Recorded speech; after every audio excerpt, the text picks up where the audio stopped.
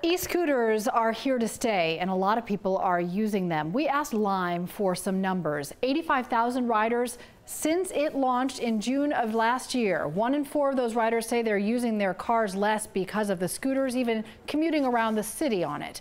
Those are a few of the reasons supporters talked to Atlanta City Council about it today. Deborah Tuff was there for us. Deborah, a lot of people don't like them, though, but instead of getting rid of them, we're just talking about some stricter regulations now. Exactly. And after public comment, Cheryl, split down the middle and a 3.5-hour wait, the city council voted in the most anticlimactic way possible. Take a look.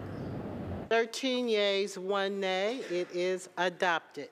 The council's vote the opposite of the fiery public comments. This is a public health menace. For shared electric scooters, some people saying they're dangerous. A gentleman was on a scooter, had another scooter in his hands, went against the traffic and crossed Peachtree. I came very close to striking him.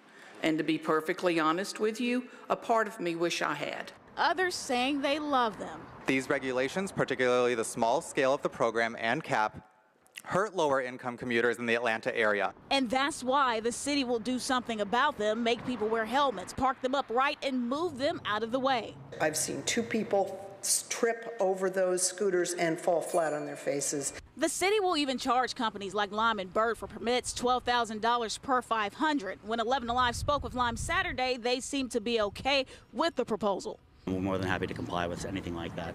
But then at council meeting, they seemed to change their mind, a Lime rep saying this. I strongly advocate for legislation of shared e-scooters, but this legislation is not it. While Athens Clarke County banned electric scooters completely, Decatur says it's looking at ways to make them more street friendly.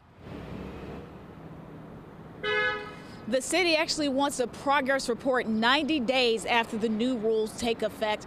Live from City Hall, Deborah Tuff.